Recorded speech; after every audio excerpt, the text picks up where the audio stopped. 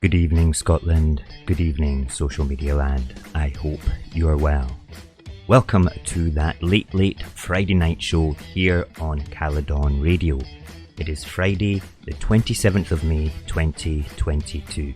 I am your host Mo, and I am here to bring you interesting chat and discussion promoting the positive message of Scottish independence, and also to hold those that run this alleged union of equals to account.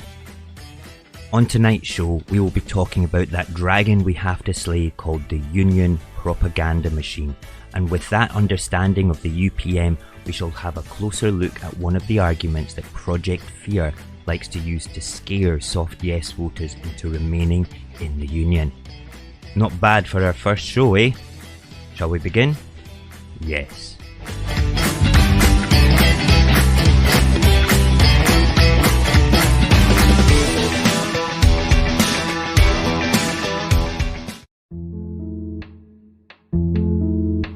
It's the late Friday night show with your host Mo here on Caledon Radio. But before all that though, I thought it would be polite to formally introduce myself to you, the listeners of Caledon Radio. My name is Murray. My friends like to call me Mo. I'm a 50-year-old father of 4, husband to 1 and a survivor of a really nasty throat cancer. I killed the cancer with hardcore treatment of experimental drugs, chemo and radiotherapy, and I am now 3 years clear, much to the delight of my family. Although I've been an active campaigner for independence since my younger years, the experience of cancer gave me the focus and drive to fight to make a better, more compassionate Scotland independent from Westminster, where the NHS that saved my life would be free from the profiteering hands of the Union. I was an active digital warrior during the 2014 referendum, working my day job and then coming home to do a further 8 hours each day, reaching out on social media platforms, speaking to thousands of people on the run-up to the vote. I spent the night of the count at the official count party at Dynamic Earth in Edinburgh with all those other hard-working indie folk that gave up so much of their time to fight for our future. Like many others, I was devastated with the result, and although it may have been a bitter pill to swallow, I accepted it. I never gave up on the good fight though, and a couple of years ago I started once again bringing back my personal brand of campaigning for our liberty to social media. I am the creator behind the pro-independence Instagram account called The Saltire. I started small and pushed out written content on Instagram several times a week. Writing is great, as I can reach out to deliver the positive word of Scottish independence to many folk that like to sit down and digest articles. But to win the war of words for independence, more was needed. With that in mind, I created a Twitter, a YouTube, a podcast platform and a TikTok. In fact, it was through the TikTok that I first came across Caledon Radio. It did not take long for Norrie and I to exchange phone numbers and chat about me perhaps creating a show here on Caledon Radio. I found this so very exciting. Here was another positive pro-independence brand that I could get behind and add my wee voice to their stable of great programming. So that's it. I'm now here and making late Friday night shows for your independence chat and entertainment. What can you expect from me? Well, the show will constantly evolve. However, I intend to gather facts, to hold the Union to account, drive the positive message of Scottish independence with fun and interesting content, interview dedicated pro-indie folk to get a feel of the new vibe for the movement. In fact, I'm interviewing a previous no voter who has since turned yes for a forthcoming show, and that is going to be very interesting indeed. Listen, I tend to ramble a bit, but I try to make it a good ramble. I truly hope that the time I have here on Caledon Radio brings you and many others some interesting Scottish independence topics to bring up in conversations with friends and family. Round and round we go, losing self-control. I keep telling myself, but I don't wanna let you know. Is this what we become? Strangers on the run. Look for something, chasing the sun. All those days trying to find a place where you won't make them just be alone, alone. All those nights lying by your side, like it's a bright, feeling it shine under your spotlight.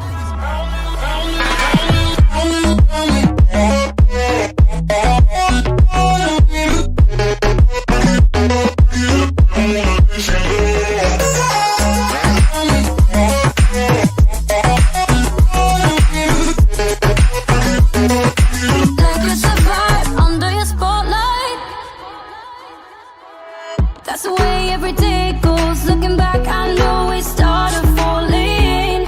We were falling in love, yeah. Took my heart and you rode off. Was I feeling never enough for you, baby? When you left me chasing you, chasing you. Trying to find a place where we can be.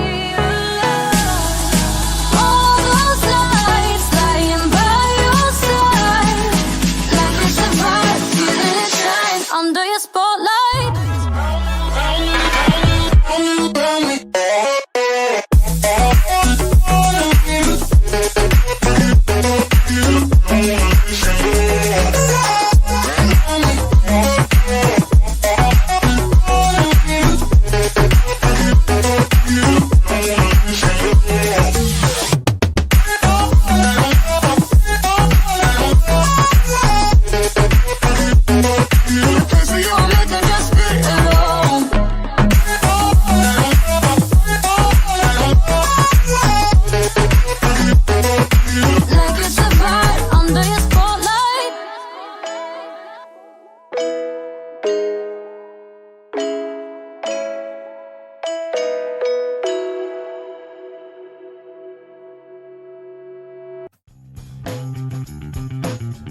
I am Mo's mum, and I have a question for you. Are you yes yet? Yes, that was really my mum. She too is an avid indie warrior and attends marches, and being my mum, she also likes to share all my social media stuff. Thanks, Mum. One of the toughest fights we have ahead of us is that one against the monster which creates the propaganda that is driven out from pro-union factions.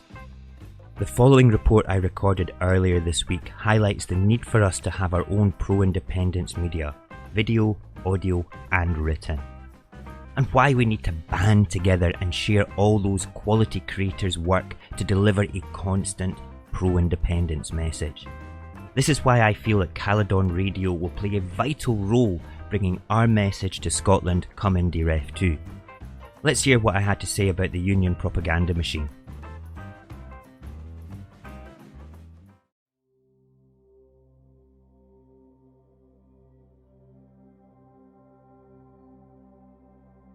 The mainstream media, the BBC, the Daily Mail, the Daily Express, the Murdoch Group, Glenn Campbell. I could go on. Collectively, I call them the UPM, the Union Propaganda Machine. This is the dragon we need to slay, the monster of lies and false headlines. If we intend to win the information war against the Union, we need to work together and start organising right now. We need to start looking and collecting the links of those that are already doing media things. We will never get a balanced set of reporting on any television channels regarding our point of view, so YouTubers that are pro-indie, that produce quality content should be shared frequently, followed, and given comments and likes to bump up their profiles in the search engines. We need to move into blogs that stand alone from social media and get those links shared to enable independent indie reporting instead of just relying on the newspapers. And we need to collectively share these links on our own social media and have several hubs where people can go to find these links. Social media is obviously a vital weapon in our arsenal. However, the terms and conditions of social media can be used against us easily. Most initial complaints procedures are automated, and if there's a trigger of bullying, racism or hate crimes being complained about, even falsely, the robots that deal with these complaints will automatically suspend the accounts. It may take weeks before an account is reinstated. By then, the campaign for Indy Ref 2 could be over. The Yes movement needs to get on board with this right now and not be naive about the mountain we need to climb.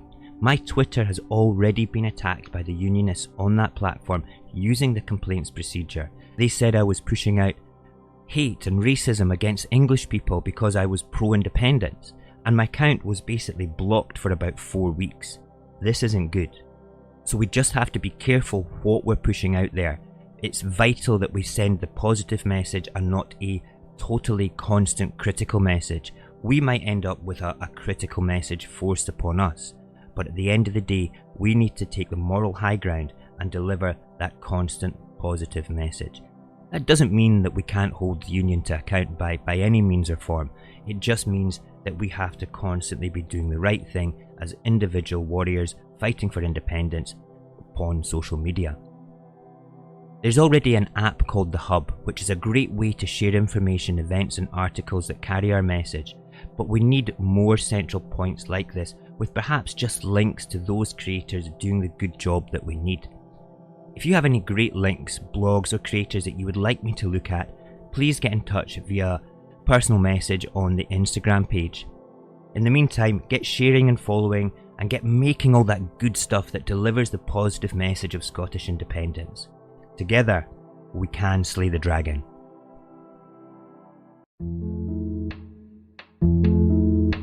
It's the Late Friday Night Show with your host Mo, here on Caledon Radio.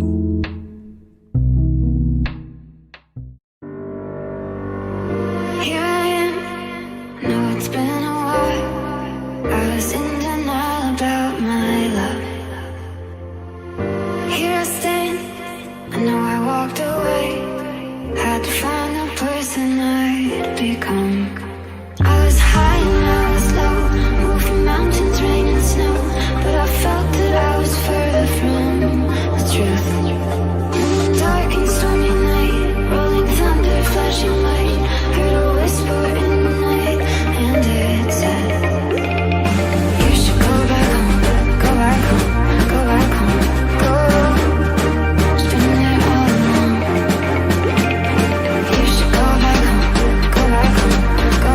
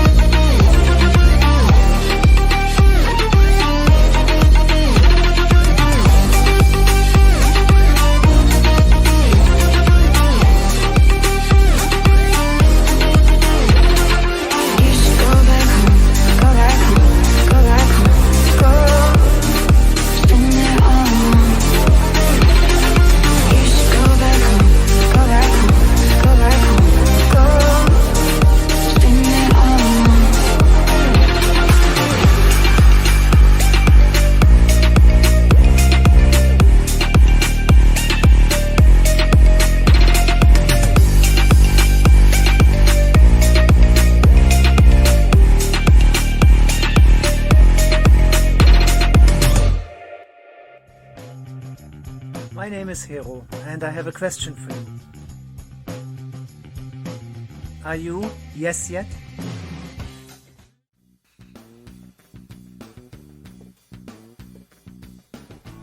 That was Hero, a German friend of mine, formerly of Manchester and now a new Scot living out west.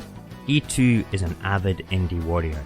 I'm sure you will grow to love this man, as he will be involved in helping me put content together for this show too.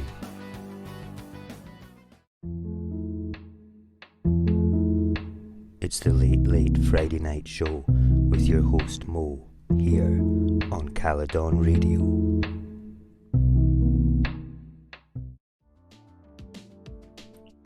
The UPM is a boss beast. They have the funding and the skills to manipulate the masses, wear them down and make them believe that indie is the wrong thing for Scotland. Just look at the most recent campaign run across the media during the local elections. Not only did the papers bang on non-stop about how bad the SNP were at handling the ferry issues, and still do actually, but they also managed to omit all but the smallest article about the ongoing Partygate issues. However, this lack of media balance is eclipsed by the stretching of truth by Anis Sarwar. His whole campaign was based around the integrity of his party not getting into bed with the Tories. I took the time to read into this across the media and discovered that it did not take long for Sarwar's Scottish Labour to betray the Scottish voters. I was clear before the election, no ifs, no buts, no coalition with the SNP and the Tories. I made it very clear that we would seek to elect as many Labour councillors as possible. I made it very clear that we would seek to form Labour minority administrations, and that we would seek on individual issues to work with other individual councillors and indeed other individual political parties on issues of agreement over the course of the next 5 years. There is not a single coalition with the SNP or the Tories in any part of Scotland. That's exactly what we said before the election. It's consistent with what we said after the election, and I think people can see that for themselves. You have to admire Anis Sarwar, leader of Scottish Labour, stating that he has not made any coalitions, not one. However, in his own words, he's made it clear that he would actually seek on individual issues to work with individual councillors and indeed other individual political parties. Let's just hear that again from Anis, shall we? I made it very clear that we would seek to form Labour minority administrations, and that we would seek on individual issues to work with other individual councillors and indeed other individual political parties. Anis Sarwar is saying that he is not arguing semantics, and he was perfectly clear with his intentions. Are you suggesting that the Scottish electorate is stupid, Mr. Sarwar? Are you suggesting that we should plainly accept this play on words you are choosing to use in this media style of Boris and his conservative cabal of criminals in Westminster? Because that's what you truly sound like. No ifs, no buts, no coalitions. I'm just going to mention the results in Fife right now. SNP 34 councillors, Labour 20 councillors, Lib Dems 13 councillors, Tories 8 councillors. Knowing the results, you can clearly understand that the SNP won the popular vote. However, Labour, Lib Dems and the Tories all working together can form a council with the Labour Party being in the minority leadership role. But there is no formal agreement, Mr. Sarwar, no formal agreement of coalition, I believe.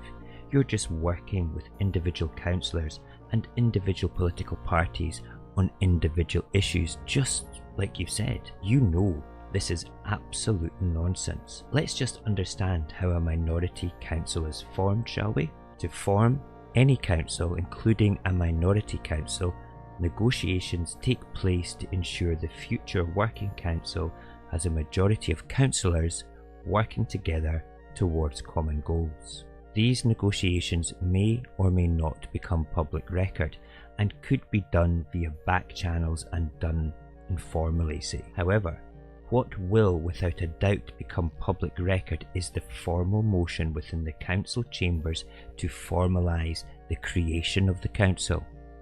So if there's a formal motion to create a minority Labour council with the backing of the Lib Dems and the Tories, your argument is completely blown out of the water, Mr. Sarwar, because you are formally in agreement and on the record to work with the Tories. Deny it all you want, Anis. You have betrayed all those Labour voters that voted for you in good faith.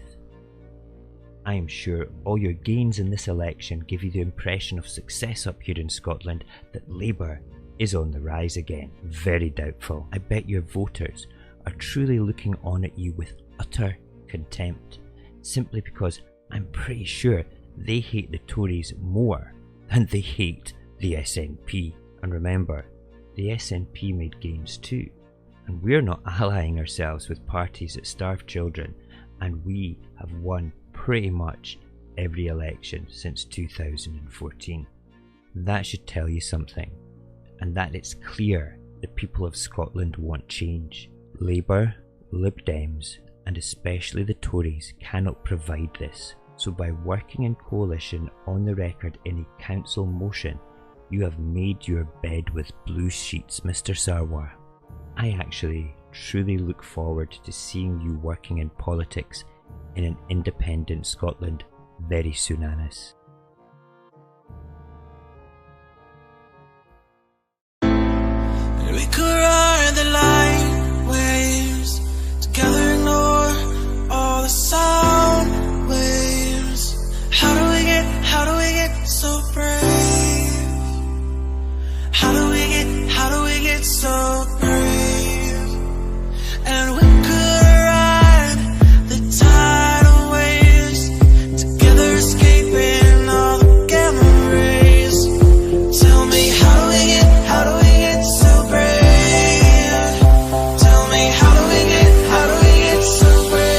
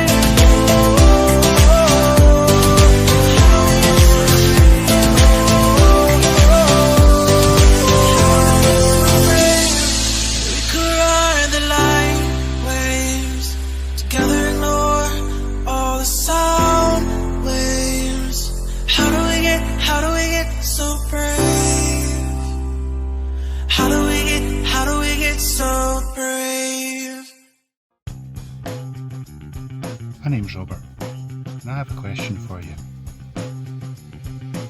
Are you yes yet? That was Robert, a former no voter, now yes. He will be on the show within the next few weeks to tell his story of why a unionist who believed wholeheartedly in the union changed from no to yes. And that is going to be quite an interesting tale to tell. It's the late Friday night show with your host Mo, here on Caledon Radio.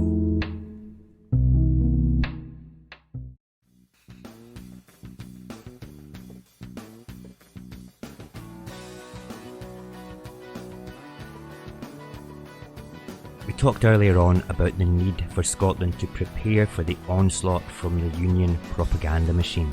They like to pick on the things that send fear of independence into the hearts of Scots. About a year ago, I wrote 10 posts on Instagram regarding Project Fear and how to counter it with facts and common sense. I'm in the process of expanding on those articles in order to be prepared for the obfuscation of factual information from the UPM and to counter pointless arguments that toxic individuals like to bring up.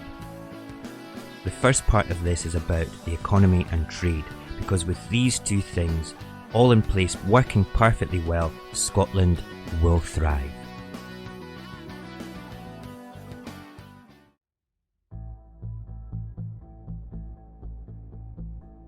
Individually, the arguments of Project Fear could easily persuade you to think that we would never survive as an independent nation. You are not given the time to think from when you counter one argument before you have to defend another. This is a toxic behaviour and tactic of an aggressive bully and is used by every single unionist pundit and blogger that I know. However, when you take your time and look upon everything as a bigger picture, you lift the veil of fear and obfuscation and a different story is revealed. Project Fear is always designed to make you doubt your own beliefs and scare you into a position where you are more easily manipulated and malleable to conform to a desired thought process. Let's consider the following as the paradigm we are discussing and ask ourselves the following question. What does social justice, employment, pensions, currency strength, taxation and the deficit, and probably many other things I fail to mention here, all have in common?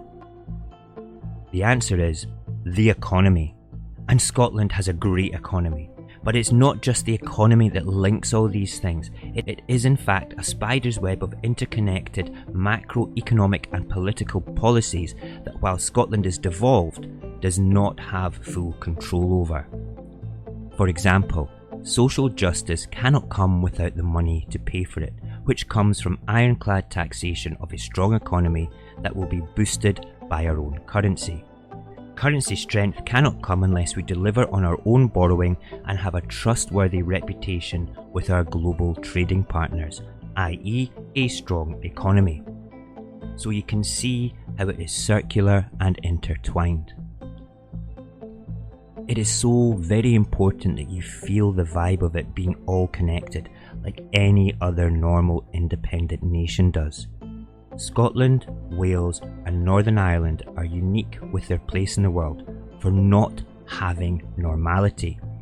Project Fear likes to say that we all have a weak currency, and of course that might be the case initially at least. They also like to assume that we are stupid and would not care for our currency.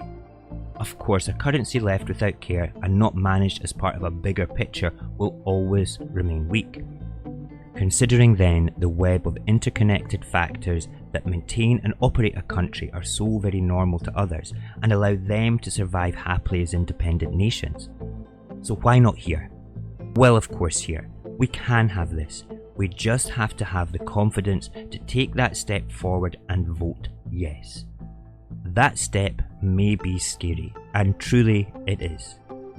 Because we are bombed out of existence with Project Fear rhetoric and brainwashed to believe that Scotland would have individual broken policies that are not interconnected and that would fail. This is the best positive case for the Union that Project Fear can deliver. Let's scare the living daylights out of the general population of Scotland, and if that doesn't work, we will just love bomb them with the vow. Figures and percentages are thrown around as facts and assumptions of what an independent Scottish economy would be like. They are churned out by so-called experts and independent bodies funded by union-loving millionaires. Project Fear likes to use this as ammunition to scare the bejesus out of us and make us feel that we are reliant on our neighbours to prop us up economically. In truth, we have to accept that we do a massive amount of business with the rest of the UK. And in all honesty, who is to say what will happen with that come independence? The impression that the media gives us is that trade would stop or be so very difficult that independence would not be worthwhile or practical. This is just silly, because not one of the bloggers or media pundits peddling this theory can actually vouch for this. What we can say in fact is that since we were sold Brexit on lies, we have seen the decimation of farming and fishing in Scotland, and recently Jacob Rees-Mogg has said that implementing the government's own red tape regarding Brexit would be an act of self-harm. So as a result of this concern regarding harm upon trade for the UK, imports from the EU are not subject to the checks and administration that was previously part of the Brexit deal for at least another year, probably longer. I find this quite entertaining. Can you imagine all those goods and services travelling south to England from an independent Scotland and being subject to a deal that causes England concerns of self-harm once more? Can you imagine Scotland being part of the EU and immediately being able to export into the rest of the UK with no concerns of Brexit red tape, because this is in fact an act of self-harm and Westminster want the goods in from the EU? What is even more interesting is that the goods leaving the rest of the UK are subject to Brexit administration quality and security checks to enter the EU. So there is a precedent to import into the rest of the UK with no friction, but goods leaving are fighting against the trade barriers and the administration process. Talk about shooting yourself in the foot. Next time the debate of trade comes up with someone wearing the Project Fear t-shirt, remind them of this little Brexit trade nugget. Tell them their precious union cannot survive without the free flow of goods entering into the rest of the UK unobstructed, so they would be truly mad to consider arguing the point that there would be no more trade from Scotland into the rest of the UK. An independent Scotland being in charge of its own international trade policy will be free to explore any market it chooses. I see us returning to the largest trading bloc in the world, that being the EU, and benefiting from it. Since Brexit, we have seen the destruction and challenges that many industries and businesses have faced. All the arguments of not being able to afford independence is nonsense when you compare Scotland to other similar sized countries who have economies that are nowhere near as strong as Scotland. If they can do it, so can we, easily. This leaves a counter-argument from Project Fear that is twofold, and you will see this all the time when you back them into a corner. The first is, we are better together. Really? Do I need to point out that this is nonsense? The Union is better with Scotland, but Scotland is not better with the Union. Brexit proves that. The second argument from Project Fear is, we are stepping into the unknown. Well, I agree, stepping into the unknown may perhaps be very scary. However, let's be honest, it is far less scary and far less of a disaster than what we know we shall leave behind. At least our problems and mistakes will be our own doing and not inflicted upon us against our will. Scotland's economy is established and we have a tremendous international reputation. We do not have to do anything other than take our positive trading trust and build on it further with our own independent international policies.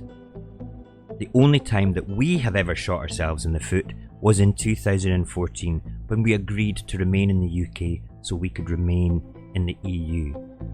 This is something that international trading partners will not hold against us, simply because we are going to rectify that decision very soon. The circumstances have changed, and right now every individual voting age in Scotland can see right through Project Fear's lies and propaganda. They may have a massive media machine that can churn out a repetitive message of Scotland is bad and that we cannot do it alone, but that is all they can do.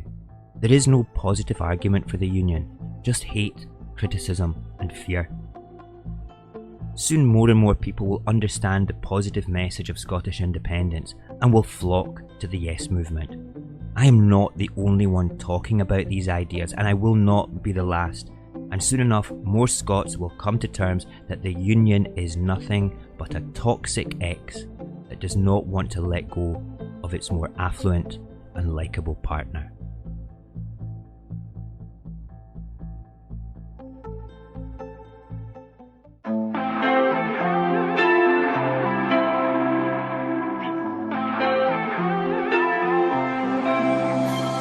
It's obvious that you and me were meant to be, but it's killing me that you and I will never see. 'Cause I don't wanna be a dirty cigarette. Don't know how good that we would be together yet.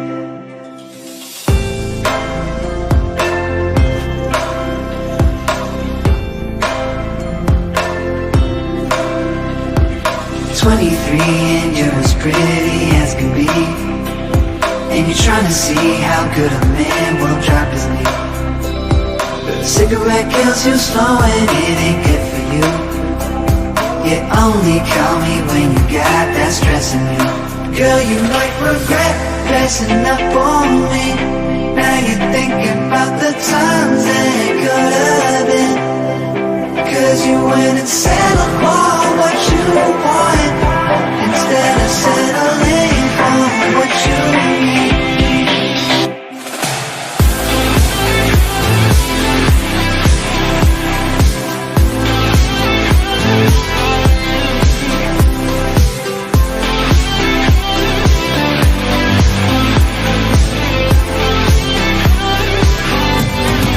Girl, you might regret dressing up on me.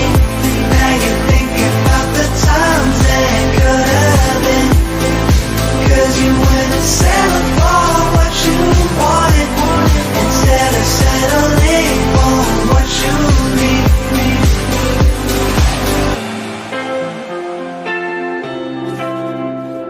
Don't call me girl, 'cause I can never tell you no. Your beauty is what's got me in your full control. And the cigarette burns out slow and that's what I will do. But eventually this cigarette won't burn for you. Girl, you might regret passing up on me. Now you're thinking about the times that it could have been. 'Cause you went and settled for what you want instead of settling for what you need.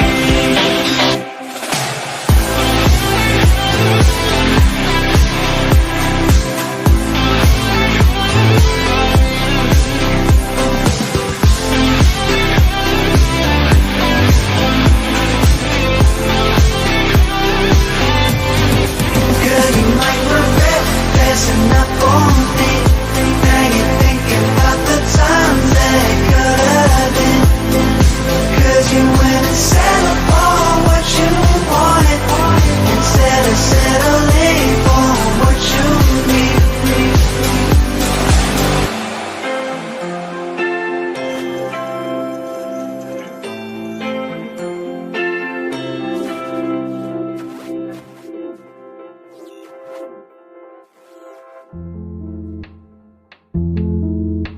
It's the Late Friday Night Show with your host Mo, here on Caledon Radio.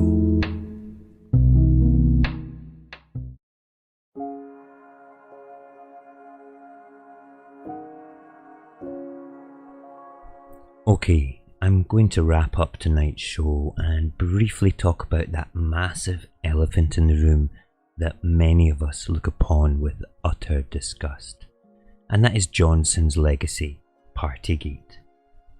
Partygate is something we have all come to know.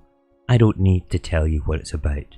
You must have been living on Mars if you don't know what it's about. so the ins and outs I'm going to assume that you understand, and I will not bore you with the detail. But I do want to discuss a couple of things that to me are highly pertinent within the subject matter of Partygate. When the Sue Gray report came out on Wednesday, I have to admit I thought Johnson at last was done for, that he was going to be forced to resign. However, that was not the case, and Sue Gray Day will be forever remembered as the day that these islands lost the integrity and due process of government. Not that there was due process in the first place, but it did become the darkest day in the democratic sham that is Westminster. So many people are asking, how can Boris sleep at night? How can he get away with this? That's easy to answer. He doesn't give a hoot. He just does not care. He does not care about you, your family, these islands, the international reputation of the Union, and certainly not about the 170,000 or more dead people who we did not get to say goodbye to during those awful months of the pandemic. It's not only him that doesn't care, it's his whole cabinet. They don't care either. All the junior ministers don't. All the employed advisors and specialists working at Downing Street, they could not care less about anything other than themselves. Even the Metropolitan Police Protection Detail outside the door don't care. There is only one person at Downing Street that actually did care, and that was the custodian, the security guard that moved them all into the garden.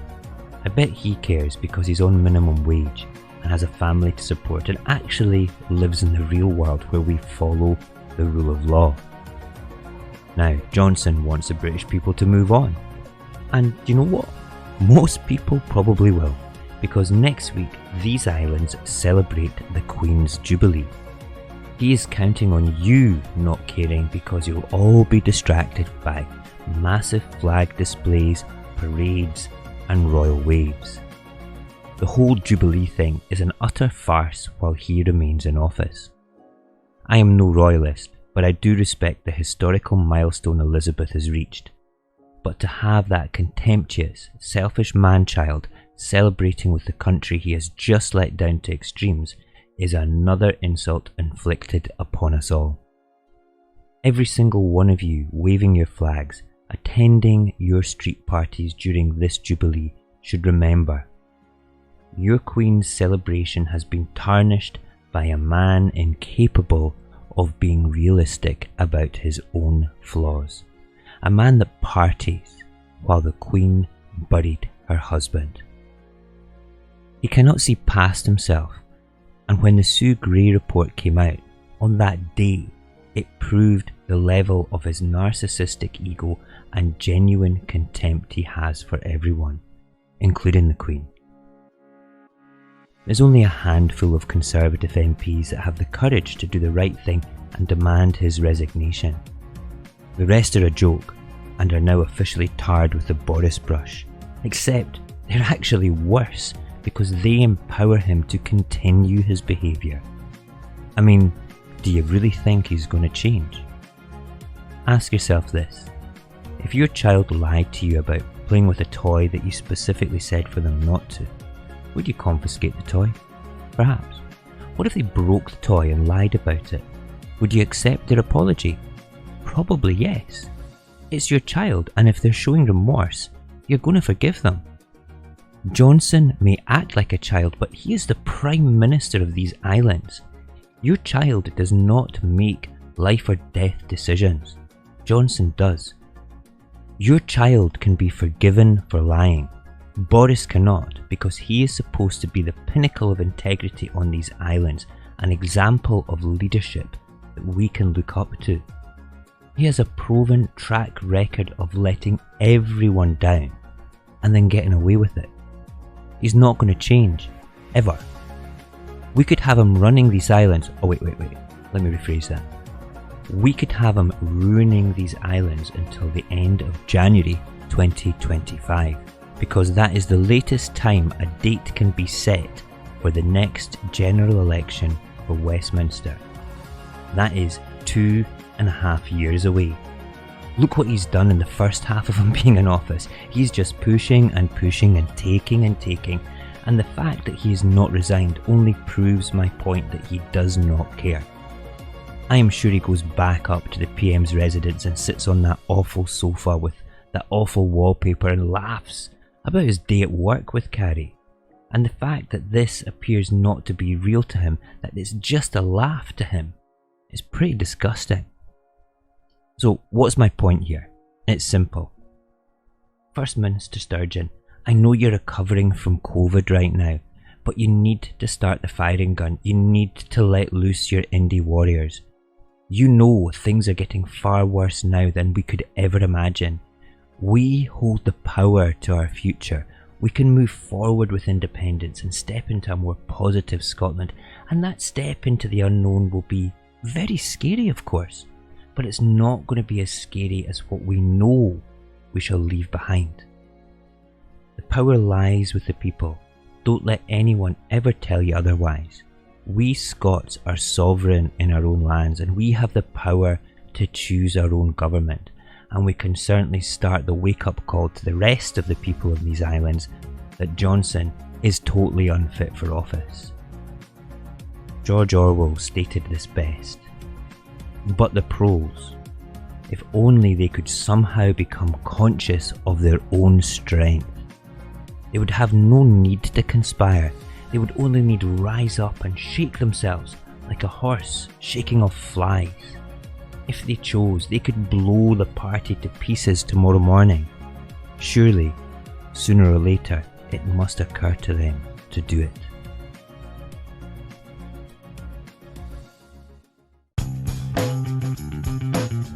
My name is Mo, and I have a question for you. Are you yes yet?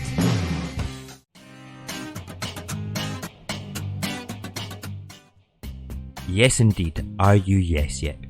If not, why? You should wake up every morning asking yourself that question. Listen, I hope that I've given you some late night thoughts for you to ponder. It's been fun creating this, my first show here on Caledon Radio. I will be back next Friday to bring you more cerebral fertiliser to grow your own thought process in a positive way for that important subject of Scottish independence. In the meantime, thank you for listening. Goodbye and good luck. When you dance, I see the river. When